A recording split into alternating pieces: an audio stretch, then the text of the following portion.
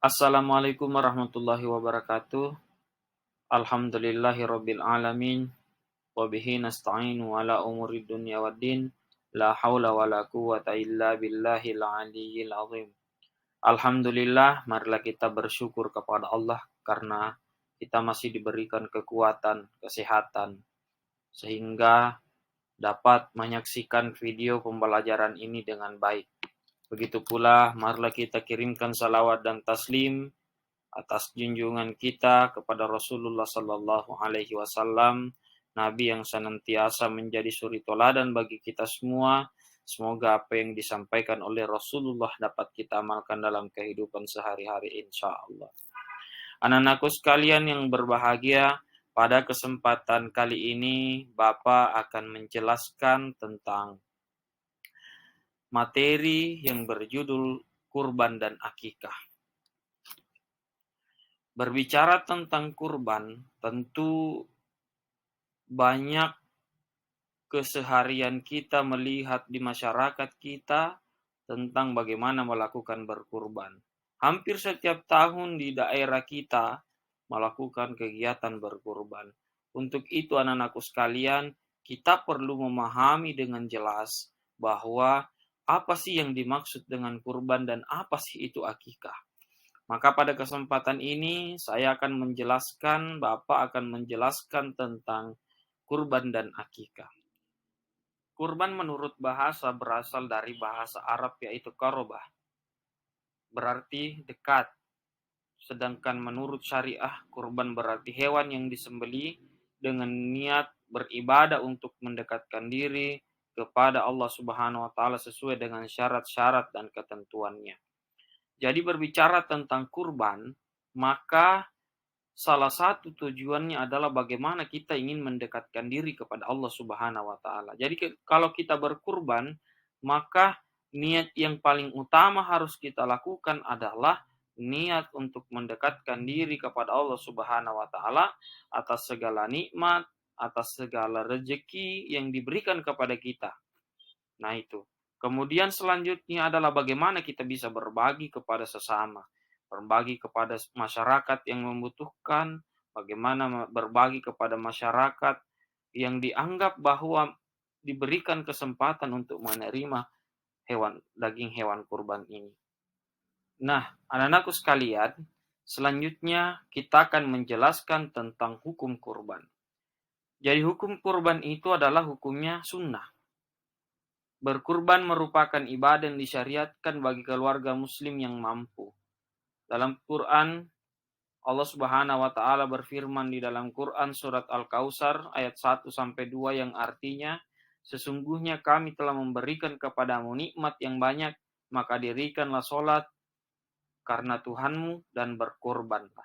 Artinya, anak-anakku sekalian, kita disunnahkan, kita diperintahkan ketika kita memiliki kemampuan untuk berkurban dengan tujuan mendekatkan diri kepada Allah Subhanahu wa taala. Nah, selanjutnya tentang sejarah kurban. Kalau kita melihat sejarah kurban, hal ini dijelaskan di dalam Al-Qur'an surat As-Saffat ayat 102 tentang bagaimana Nabi Ibrahim alaihissalam bermimpi ingin mengorbankan anaknya yang bernama Ismail alaihissalam. Nah, mendengar cerita yang disampaikan oleh ayahandanya, maka Ismail pun menyerahkan diri kepada ayahandanya agar melaksanakan ketaatannya kepada Allah Subhanahu wa taala dengan cara menyembelihnya.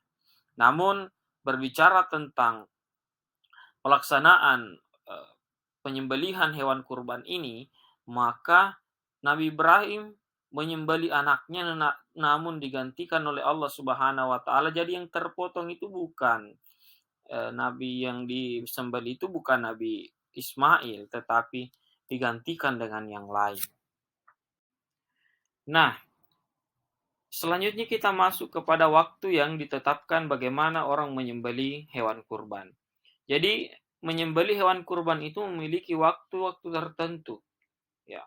Waktu yang ditetapkan untuk berkurban adalah sejak selesai Idul Adha pada tanggal 10 Zulhijjah sampai terbenam matahari tanggal 13 Zulhijjah akhir dari hari tasyrik. Jadi ada 4 hari yang disiapkan oleh Allah Subhanahu wa taala untuk kita menyembelih hewan kurban. Yang pertama adalah pada tanggal 10 Zulhijjah, 11 Zulhijjah, 12 Zulhijjah, dan 13 Zulhijjah. Dari keempat hari ini kita diharamkan untuk melaksanakan ibadah puasa. Dengan jalan bahwa hari tersebut diperintahkan kita yang memiliki kemampuan untuk berkurban kepada Allah Subhanahu wa taala. Nah, selanjutnya ketentuan-ketentuan hewan kurban. Hewan kurban yang dimaksud di sini adalah hewan yang berupa unta, sapi, kerbau, kambing, atau domba. Jadi ada beberapa hewan yang bisa dikurbankan, yaitu unta, sapi, kerbau, kambing, atau domba. Nah, berbicara tentang hewan tersebut, ternyata Allah memerintahkan kita untuk berkurban dengan memperhatikan hewan. Hewan yang sah untuk dikurbankan adalah hewan yang tidak cacat, baik karena pincang, sangat kurus, putus telinga, putus ekornya, atau karena sakit. Seekor kambing atau domba hanya untuk kurban 1 orang, sedangkan seekor unta, sapi, atau kerbau masing-masing untuk 7 orang. Maka anakku sekalian, perlu dipahami bahwa ketika kita berkurban tidak hanya sekedar berkurban, tetapi tetap memperhatikan hewan-hewan yang akan kita kurbankan.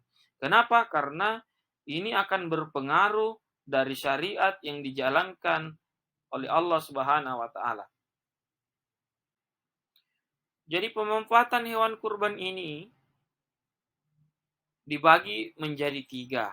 Yang pertama adalah sepertiga untuk orang yang berkurban, sepertiga untuk fakir miskin, dan sepertiga untuk dihadiahkan kepada masyarakat sekitar atau disimpan agar sewaktu-waktu bisa dimanfaatkan. Apabila kurban itu diniatkan sebagai nasar, maka daging tersebut wajib diberikan kepada fakir miskin.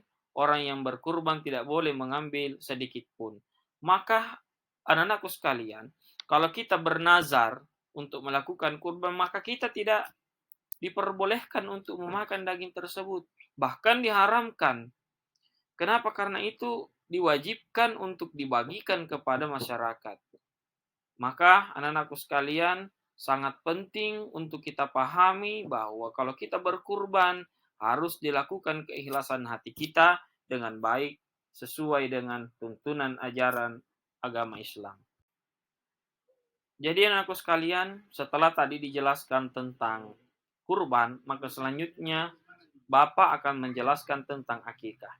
Pengertian akikah dari segi bahasa berarti rambut yang tumbuh di kepala bayi, sedangkan dari segi istilah adalah binatang yang disembelih pada saat hari ke-7 atau kelipatan 7 dari kelahiran bayi disertai dengan mencukur rambut dan memberi nama pada anak yang baru dilahirkan.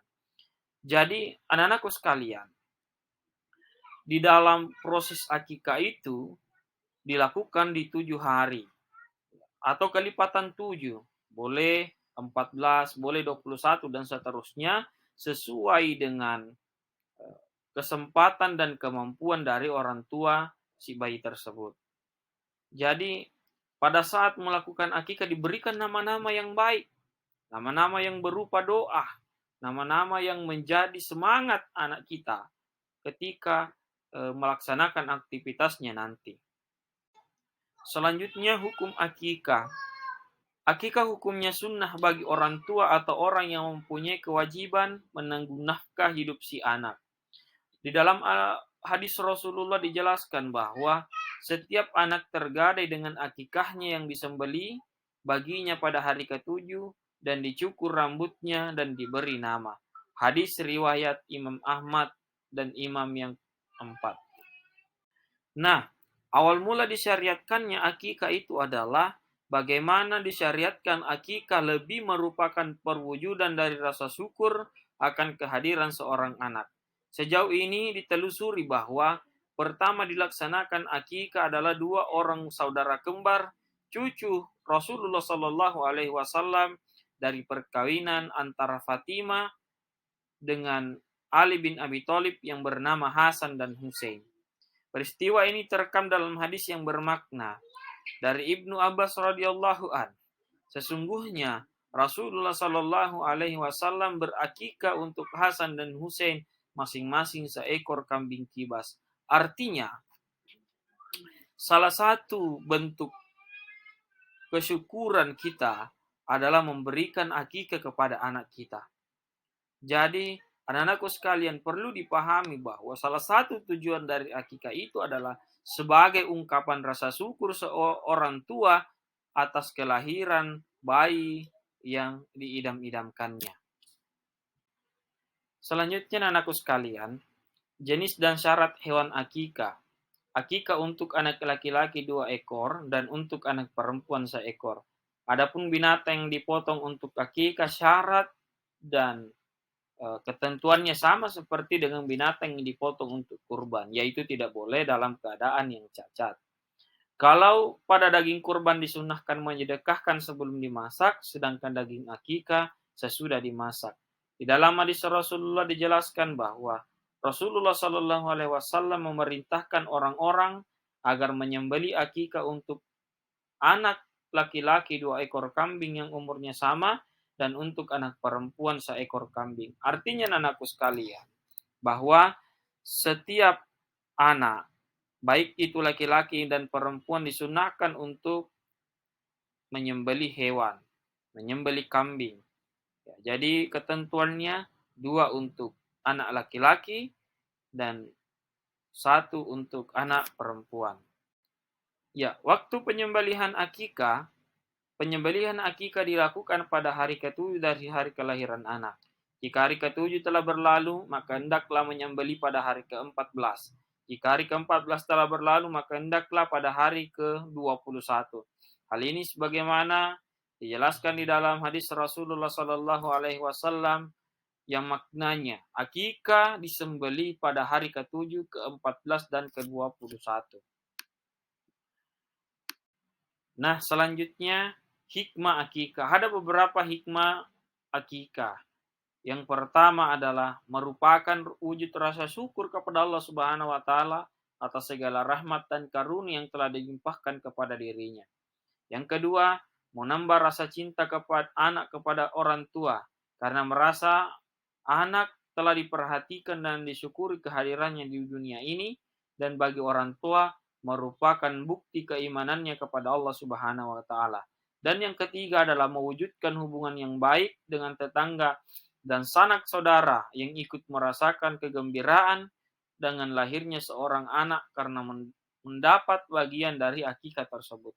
Artinya, anak-anakku sekalian, wujud dan rasa syukur kita kepada Allah ini adalah salah satu tujuan dari akikah. Bagaimana kita ketika berakikah menambahkan rasa syukur kita kepada Allah dan menambahkan rasa cinta orang tua kepada anaknya, begitu pula sebaliknya. Selain itu juga ada hubungan baik antara tetangga kita. Kenapa? Karena diberikan daging akikah untuk dimakan atau diberikan kesempatan untuk mencicipi makanan dari akikah tersebut, sehingga terjalin silaturahmi yang baik antara tetangga yang satu dengan yang lain. Itulah tadi anak-anakku sekalian penjelasan tentang kurban dan akikah. Maka saya tutup pertemuan ini atau video ini dengan mengutip pesan dari Imam Syafi'i tentang ilmu. Yang pertama adalah siapa yang menempuh jalan untuk mencari ilmu, maka Allah akan mudahkan baginya menuju ke jalan surga. Hadis riwayat Muslim. Selanjutnya, tiada yang beruntung dalam menuntut ilmu kecuali orang-orang yang mengejarnya secara total.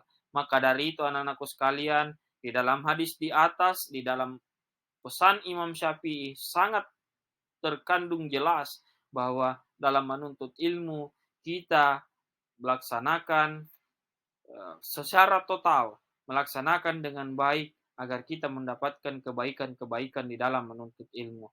Agar apa yang kita harapkan dapat menuju surganya Allah Subhanahu wa taala. Cukup sekian pada video kali ini. Terima kasih atas segala perhatiannya. Mohon maaf atas segala kekurangan. Saya akhiri dengan ucapan Wallahul muwaffiq ila aqwamit thariq. Wassalamualaikum warahmatullahi wabarakatuh.